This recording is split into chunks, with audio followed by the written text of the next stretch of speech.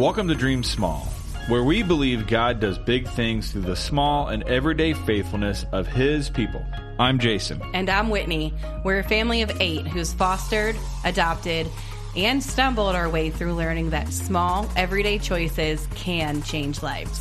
In a world that tells you to chase big, we dare you to dream small. Because you know what? It's not about chasing fame. It's about choosing faithfulness. All right, everybody, we're back for another episode of Dream Small. I'm super excited to have a really special guest on today. This is a foster and adoptive mama that I had the pleasure of connecting with pretty much right after we began a podcast last spring. And we've since been able to connect a little bit further and get to have some really great conversations. And I'm super excited to introduce you all to Deidra. And Deidra, I would love for you to share a little bit about your family before we kind of dig into our topic today. If you could share a little bit about your family and how foster care and adoption became a part of your story. Sure, I'd love to. So my husband, Tony, and I have 12 children and young adults. Wait. Did you say 12? She said 12.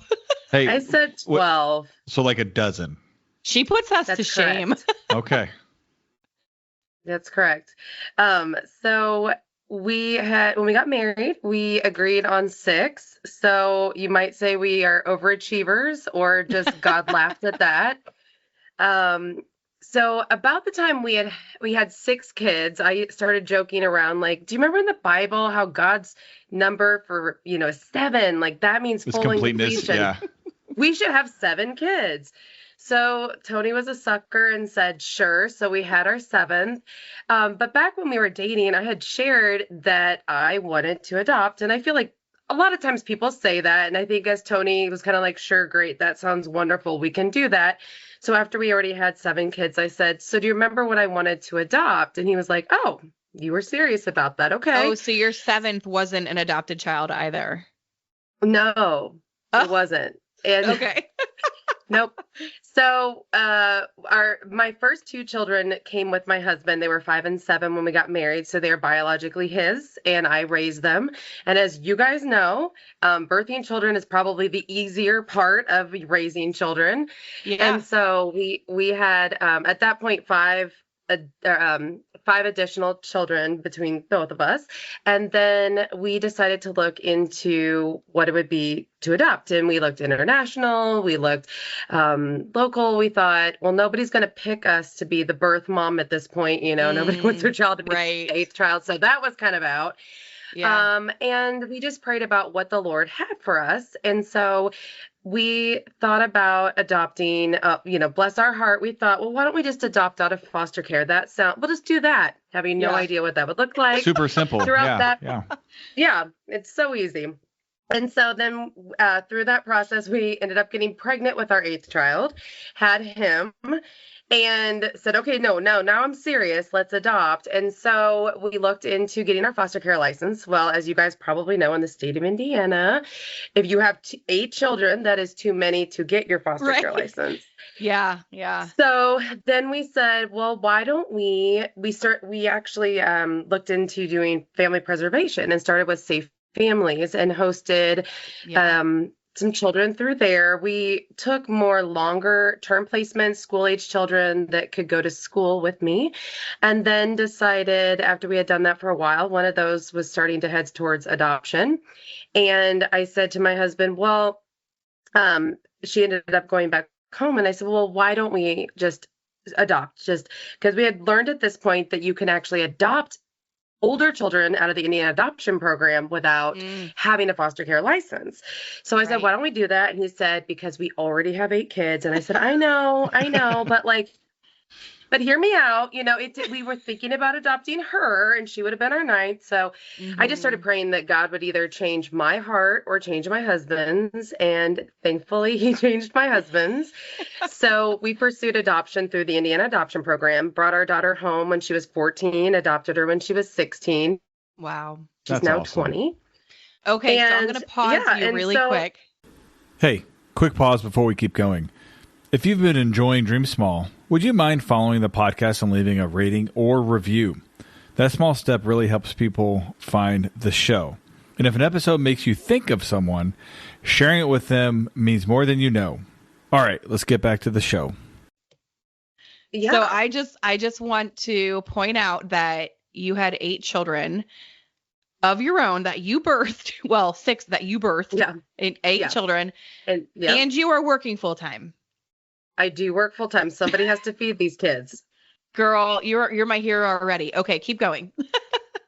So we did that, but this is where God's, rules don't stop God, right? So right. God we got matched with our daughter, and we go to the court hearing where they're going to change her plan and she's going to move in with us. And they said, wait, these people aren't licensed. And we said, no, you know that, we know that.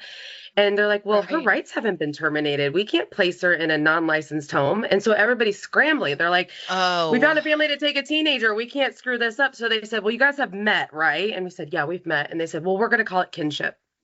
Oh, wow. They moved our daughter in under kinship. Well, there's a loophole that if you are a kinship placement and you've done all the criteria to adopt, you can get licensed. So that is how the Smiths got licensed backdoor after we got placed with our daughter. Wow. So after we adopted our daughter, then we continued to foster. We have 3, we just adopted in December, our 10th forever child. And we are in process of trying to adopt both of our boys, but theirs is complicated because they are both not citizens. They're unaccompanied minors in the United States, which could be a whole nother podcast. The complications of that. Yeah. We actually wanted to talk to you about that. Yeah. Yeah. We want to have you back on to talk about that specifically. And another one to talk about taking in older children, because we're not in the space yet to take in teenagers because all of our kids are so young, right? So we don't feel like the timing is great for us yet where we are with our family, but that is absolutely something we want to talk to you about because you've lived it, right? Yeah. So Deidra, let me ask you a question. So how many teenagers did you have under your roof the most at one point? Well, right now I have 5 teenagers. Is that right? Let me think. I have 2 grown children. I have 3 in college, and one of those, I just had 2 turn 20. I have 2 20-year-olds, a 19-year-old, a 17, a 16, and 2 13-year-olds. So I guess I only have 4 right now. Only probably 5 or 6 at a time. I don't know. It gets confusing. I also hate when people are like, well, what number is that child? And I'm thinking, well, we didn't honor age, so it's shifted. Right. You know what I mean? Like my child that was biologically for a long time, our 7th child is now our 11th child. So it gets very confusing. So when I stop to think, people are like, what's wrong with her? Or if I go to the pharmacy and they're like, what's your child's birthday? Like, yeah. I was just going to ask you that because I always take a pause and I'm like, Yeah. Oh, how do you feed them all? A lot of food all the time. Yeah. Like, did you just teach them all how to cook early, or do you just cook like a massive amount at one time? I cook a massive amount of food all the time. Okay. Yeah. And you coach, and you work full time, and you help run a very successful foster care ministry at a very large church. I do. Yes. My husband and I both coach at the local middle school. So we're suckers for these young teenagers, I think. Yeah. Wow. That's incredible. I mean, more people need to be suckers for that age group, honestly. So they need good role models, right? Yeah. Do you hear a lot of 6, 7, and 41? Girl. I teach 2nd grade. Between that, yes, and middle school, yes, 6, 7, all the time. The huzz. I mean, it's a different language. I mean, we're already speaking multiple languages in my house because my boys are from Central America, 2 different countries. But wow. Now just throw in some lingo from the teenagers in there. Oh my word! I'm so excited to do another podcast and learn more about your boys because they're pretty great, incredible, right? And I'm excited. I know we got to talk about it a little bit when I met you a couple of months ago. So, yeah. So, Deidra, we would love to hear more about your story, but, we want to keep people listening because I know my wife likes to talk a lot and she would just keep digging into your story, which maybe another time. But today. I feel like Deidra would too, though. Yes. Yeah. Good thing you're here, Jason, to keep us on track. Right. I spend 95% of my life refereeing and keeping things on track wherever I go. So, okay. So we're going to talk about today is a successful foster care and adoptive ministry in a church. How did you get involved with that at your church? So at our church, it got started as a grassroots movement by foster and adoptive parents. So there was a couple couples that some had adopted internationally, some were doing foster care, that saw a need in the building, and they kind of just set up a shop in the gym and just said, if you're interested, come sign your name. Like, we're looking to recruit. And I said, perfect, let's go. And we were honestly just meeting in each other's homes. We started with like a Bible study, just trying to get to know like what it means to be in this orphan care and standing in the gap, and what is everybody's roles, and we would just dream like, if we could do anything, what would we do? And originally when we brought it to our church, they were kind of like, great, you can use our space, but we were like a separate in the church, right? Like, so we were like our separate little ministry, but not necessarily funded by the church or sponsored by the church, but they just were allowing us to grow there. And we are very appreciative of that at that time. And we started small with just kind of meeting together, informing each other. We did a little bit of like trauma care. What does TBR look like? Just so people weren't, drowning when they get their first placement. Yeah. And we had a real small closet in somebody's basement, just passing around clothes to each other. I mean, that's really how it started. And then as we kept going to the church and saying, like, this is what we're doing. Could we maybe have a spot in the budget? This is where we'd like to grow. Could we have a space at the church for a closet? And eventually they said yes, up until the point where we're like one of their official ministries, and they have paid staff that are there Monday through Friday. Yeah. So it's really grown. How long did it take to get to the point you guys are at now?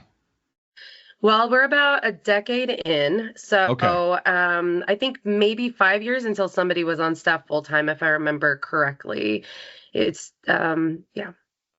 That's incredible. So it just kind of snowballed. It did. It did. And then we'd find more people that are kind of like, oh, well, I've thought about doing this. And we're like, come and join us. And it's not scary when you're not doing it. Oh, it's still scary. It's not as scary when you're not doing it alone. And when you have somebody that can answer your questions and support you.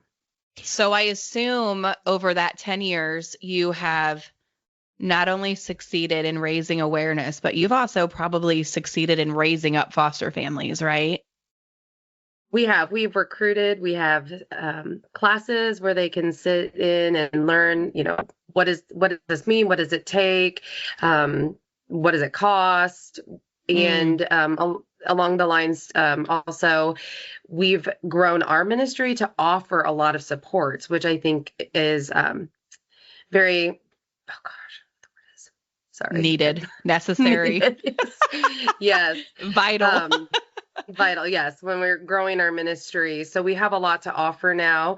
A lot of people get involved in maybe one of those avenues first, and then they realize as they're watching people do it and God's working on their heart, and then they think, well, maybe I could do this. Maybe I could adopt. Maybe I could foster.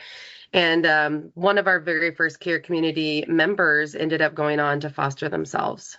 Aww, wow. That's awesome. I love that. Care communities and finding little ways to serve a Whitney, foster family. Quick, describe what a care community is in case somebody's listening and hasn't. Well, maybe Deidra should. Sure. Because, go ahead. Go for it. That was actually one of the very first things that we launched. So we had a closet where we could, pass around clothes. And we also launched care communities. And there was a couple women from our church that went down, I believe it was in Alabama, to see how they were run, to learn from other churches, and brought it back and to get it started here in central Indiana. And basically, it's a group of either couples, singles that come and wrap around a family. They can offer meals typically once a week. They can offer babysitting. They really just try to match you with what your needs are. So, for example, I have a lot of older kids. I have parents living nearby. I don't really need childcare. I really need help with meals. I really need somebody that maybe could pick a kid up for basketball and drop them off over here. My care community pays once a month to have my house cleaned. They were like, "Where do you need help?" And I said, "Do you want to come Oh, help that's clean?" awesome. They said, "We'd like to Wow. help pay to have somebody clean your house." So yeah, Wow. it's great. And they took a huge load off of us. They make my kids Easter baskets every year. So it's Oh, really great. what a Yeah. blessing. I love to hear when people think of ways outside the box to help a foster family. That's incredible. Yeah. They I are love great. it.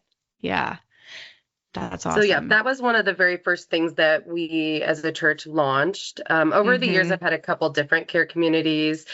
The other thing that we started early on is we started a support group, which is something that I've been fiercely protective of. Even through COVID, I was like, we've got to meet on Zoom. Especially Oh, during COVID. good. Yeah. Yeah, I mean, you cannot do this alone. You can't, or you will fail. And that was one of the driving forces behind the care communities is just that, we all know that statistically 50% quit after the first placement because it's hard Mm-hmm. stuff. Yeah. And so the care community, we have a men's group and a women's group. We meet separately. Our Wow. church also offers, we call it FAM in the Park, foster adoption ministry in the park. So, when you're at a real park and out in the public in the wild and your kids are melting down and people are like, what are they So doing? great. Well, if you come to ours, we have an indoor park. Everyone around you knows why your kids are melting down. They're like, seen it, maybe they could Oh, try something to de-escalate, or it's just yeah. nice to be around other people who get it and you don't have to explain any behaviors. You don't have to Mm. justify anything. We offer a lot of continuing education, books. We have a book club that meets quarterly to just keep educating and supporting and just reminding people we're not alone. We have a handyman team that That's can come awesome. over. Wow. They will, they do small projects. That's what we try to remind people. We do small projects, but I mean, sometimes you get a kid and you're like, okay, I need this crib put together and I need all these safety latches installed or whatever. Those are the kind of things. Teenager So punches a they hole do in the wall. that. They can come do that. Wow. They've painted a room for us before, which was just great. We were at a point in our life where we were just very busy and we really just needed this room patched, painted, and switched like to a girl's room from a boy's Yeah. room. And so they did that for us. So that was awesome. Oh, How so many people are involved in the foster care and adoption orphan care ministry at your church? Like serving in it? probably over 200. We Oh, have a staff member whose role is to vet them, background check, get them plugged in. Like that is her entire role is How big orchestrating. is your church? Well, we have 6 locations. Yeah. So I think averaging probably 20,000 people recently. that's incredible. Yeah. Wow. So So very large. going back to early on, did you encounter any resistance or hesitation from people within the church, church members? I know you started small, just even trying to recruit, because I feel like a lot of churches, they have one or two key people that they want to do something, they want to make a change, and then just kind of getting that headway to be able to start that snowball rolling and growing and gaining momentum. Sometimes it feels like just roadblock after roadblock after roadblock. We didn't necessarily have roadblocks as much as our church was just hesitant to say 100% yes. Like it has a lot of layers and a lot of leadership, and we have to make sure that it's aligning with all the other ministries in the church. Yeah. And so, but orphan care was something that they did, like I said, deem very important. And that's why it is one of our core ministries within our church. But I would just say it wasn't as much as a roadblock, as much as we're really excited and we're wanting to jump in with all these opportunities. And they were, as a large ship, harder to move. It moves a little bit slower than you would like, but Yeah. Do you have any tips for people who are trying to get their church to back this desire to So let me say it. I'm gonna say it my way. go for it?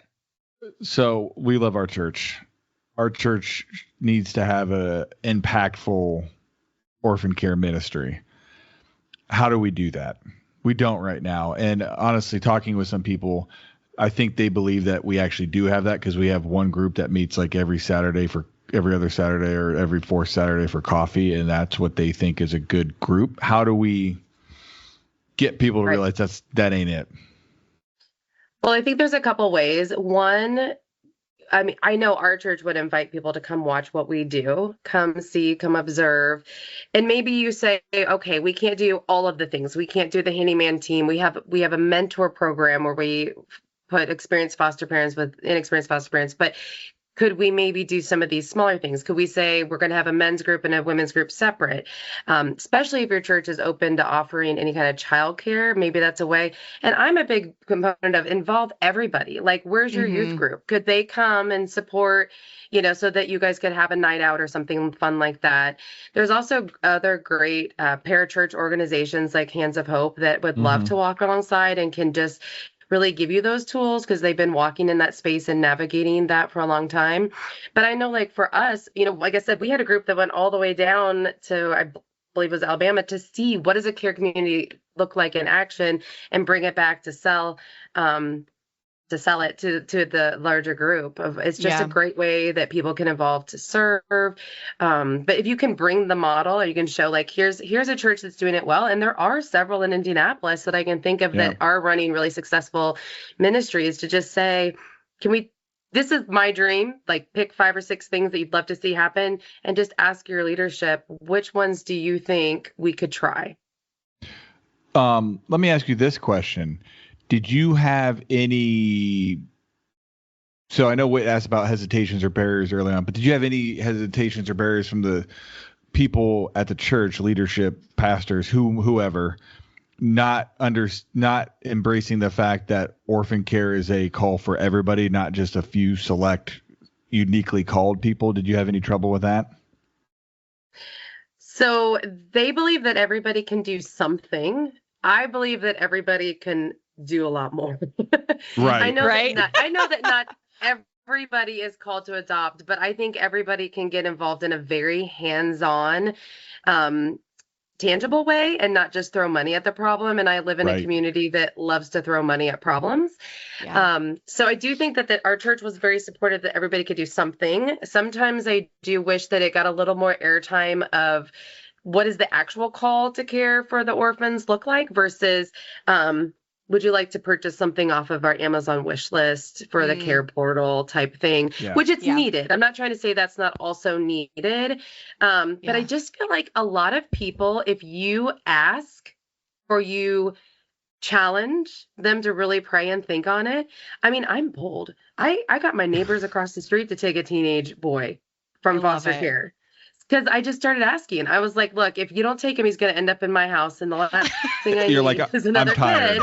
And I'm tired. And that's just that's how I am. But you just got to be bold. And I think that people need to let, you put it out there. You let the Holy Spirit convict. But if you can say, hey, look, but if you do this, and this is a big ask, you're not doing it alone. And that's the thing. You can't do it alone.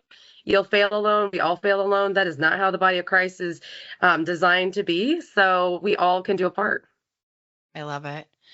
So personally speaking, how do you have capacity to do it all? Yeah, truly. Good gravy. Yeah, how do you do it? I mean, I recognize our kids are younger and yours are, but I know the challenges, they just look different for older kids, right? Yeah, you need to remember that my youngest is 8 now, and everybody is sleeping through the night, although I go to bed way before a lot of them. As my friend likes to remind me, everybody does have different capacities. So you do have to start there. You have to know what your limits are. Most people I know would not be able to parent 12 children. Some days I can only parent 12 children because God's called me to it and he's going to see me through it. And I can just go to bed early some days and just say, I'm going to try better tomorrow. But there's a couple tips and tricks of things that I do. One, I start my day in the scriptures. I challenge myself to never get on social media before I've read my Bible for the day. Try not to check my emails till I've read my Bible for the day. Smart. I pray every morning that God will show me which child needs me and in what way, because some days some of them really don't need much, and then some days some of them need a lot. That's a good prayer. That's a really insightful prayer. And you're so right. I struggle with that, like just giving of my time, and you can't do it equally, right? Because you're right. No. There's different needs that come up. Yeah. Well, and as I think you guys said this too on your podcast, but my mom always said, fair does not mean equal. Like that's not, people need different things. And I would love to claim that I was the one that thought of praying for which child needs you, but I was raised next door to the most amazing Christian family of 10, which is where I also got my passion for opening doors. They always had their house open to missionaries or young 20-year-olds who needed a place to crash. And so they had 10 of their own kids. They treated me like I was my own. And that is what she prayed every morning.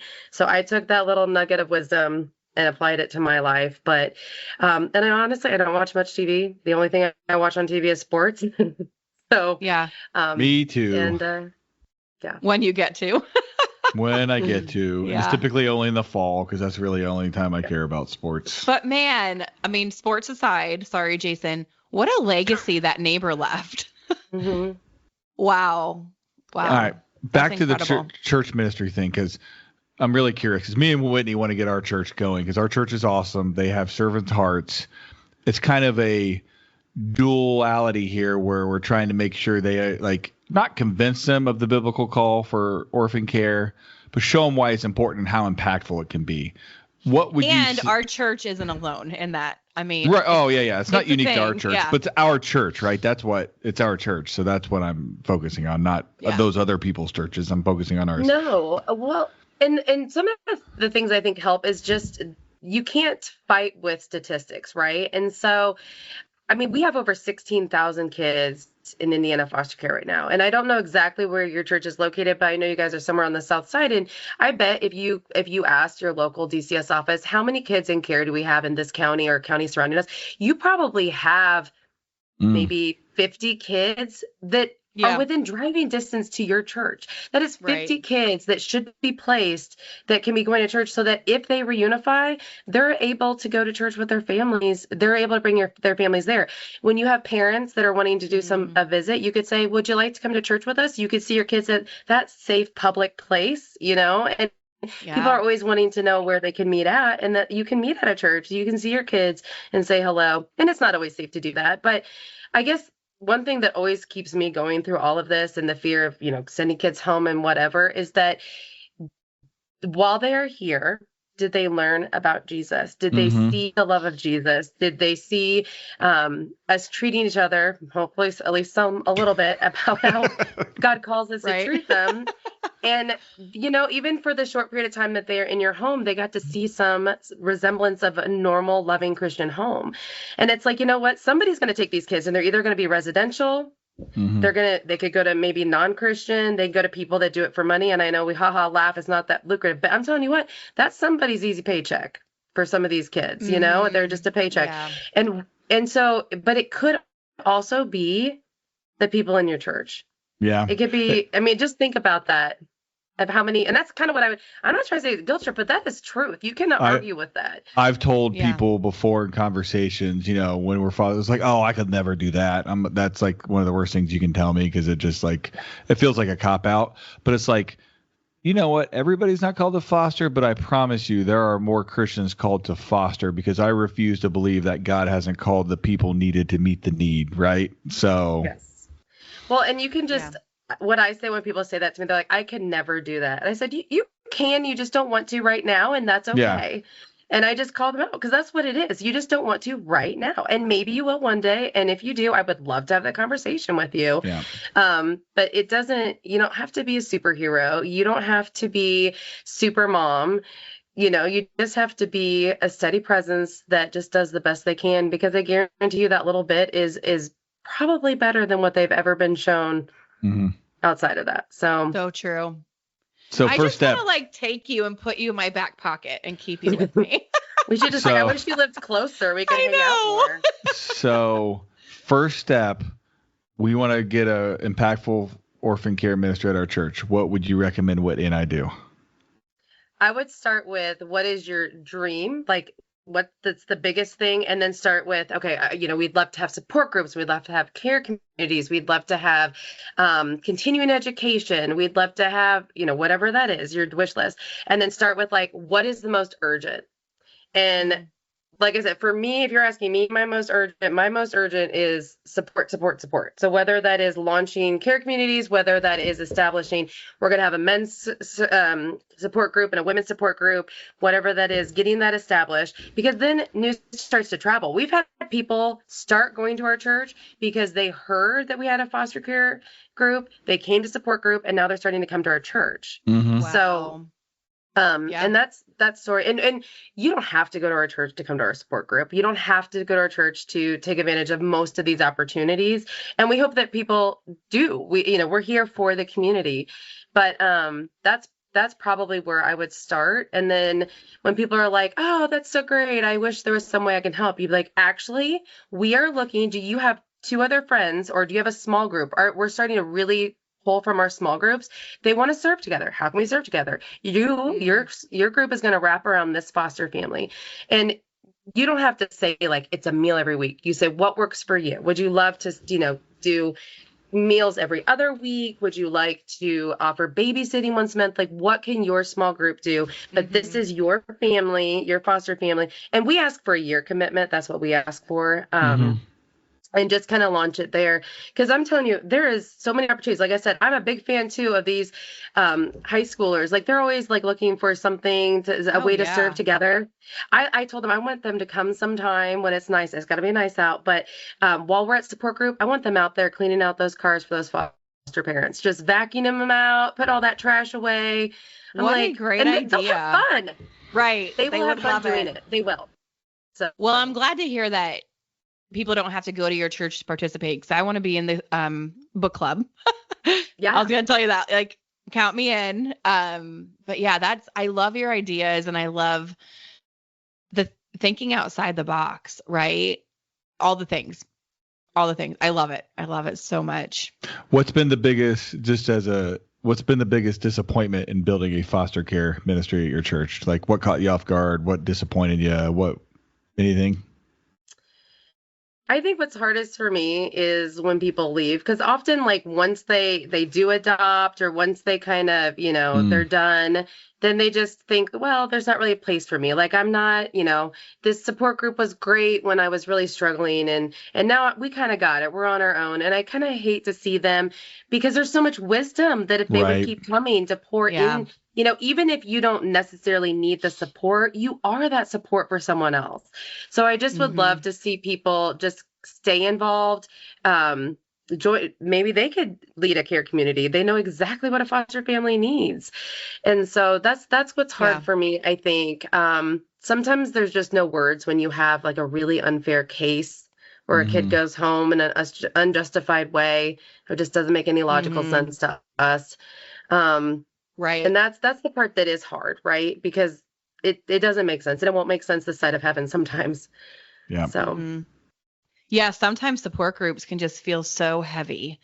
I've gone to some in the past, and sometimes I just come home and I feel not exactly filled up, right? Because there's just, it's heavy. It's a heavy place to be in. And when you're already in it and living it, and then sitting with others who are also walking through heavy. So like you said, having people there that can pour into it, who get it, who've been through it, but who are not currently going through it, would be huge. I mean, it's discipleship, right? Like, just how you should always be discipled by someone and discipling someone else. Same thing.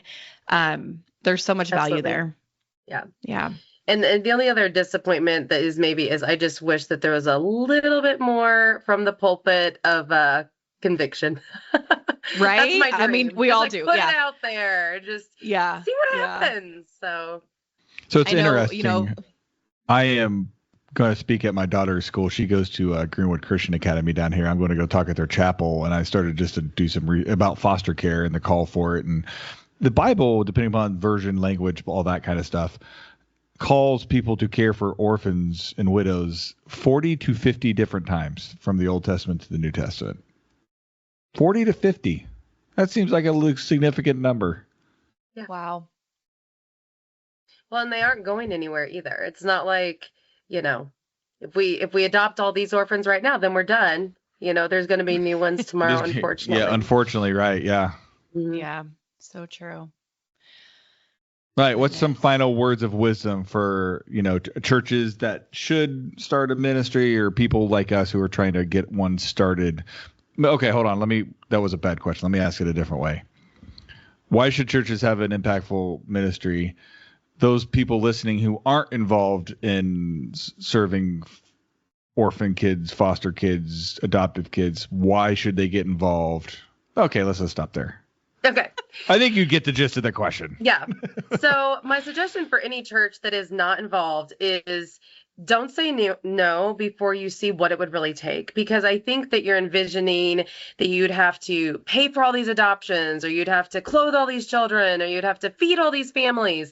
And sometimes it's just as small as offering up a space, or some smaller churches just give somebody 5 minutes at the end of the service just to share what you're doing. People don't even know. I mean, even at my church where we have, the constant announcements, and people miss things, and they're like, I have people all the time like, I didn't know we had a foster adoption ministry, and I'm just like, wow, I don't know how, but okay. Yeah. Would you like to join us?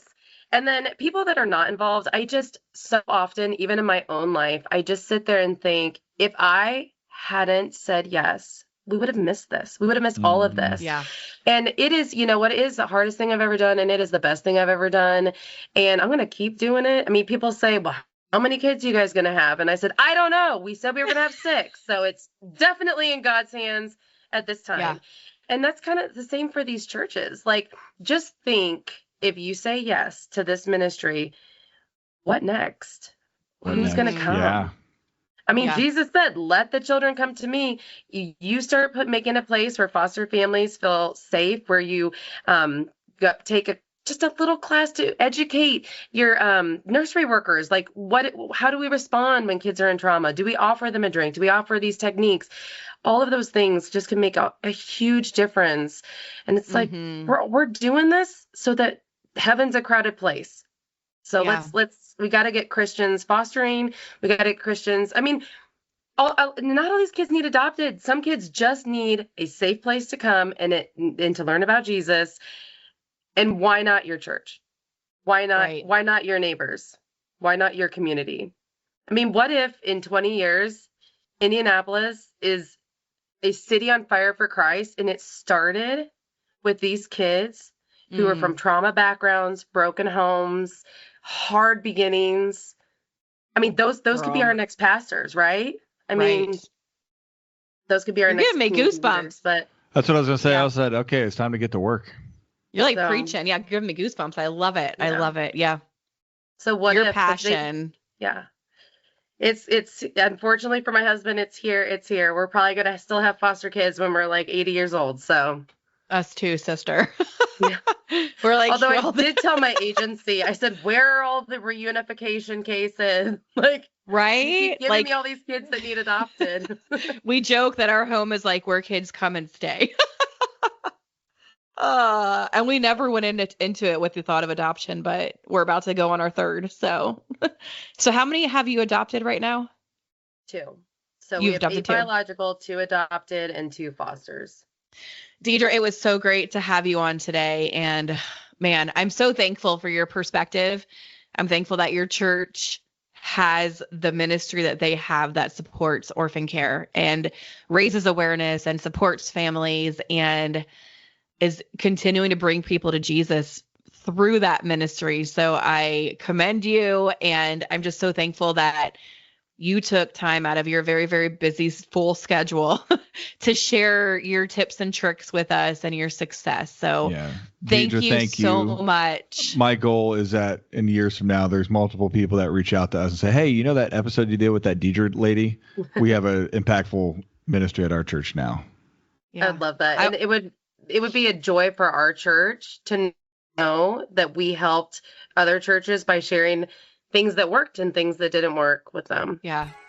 Jason, don't shoot me for saying this, but I'm going to say it. Not because I want 12 children, but I want to be like you when I grow up, Deidra. So I'm just amazed by you. So thank you so much for sharing everything. It was a joy to have you on today. Thanks for having me. All right, you guys. So we're going to wrap up this episode. So until next time, keep dreaming small. Thanks for listening to the Dream Small podcast. If you're listening on Apple Podcasts, please tap the follow button and leave us a review. It helps other people find my mom and dad's show. If you're on Spotify, please give my parents a follow and a 5-star rating. And wherever you listen, don't forget to share the show with a friend who needs a little encouragement today. You can also follow us on social media to stay in the loop. Instagram at Dream Small Podcast, Facebook Dream Small Podcast, and Twitter X at Dream Small Show. Or email us anytime at dreamsmallpodcast@gmail.com. We love hearing from you. And remember, just dream small. See you next time.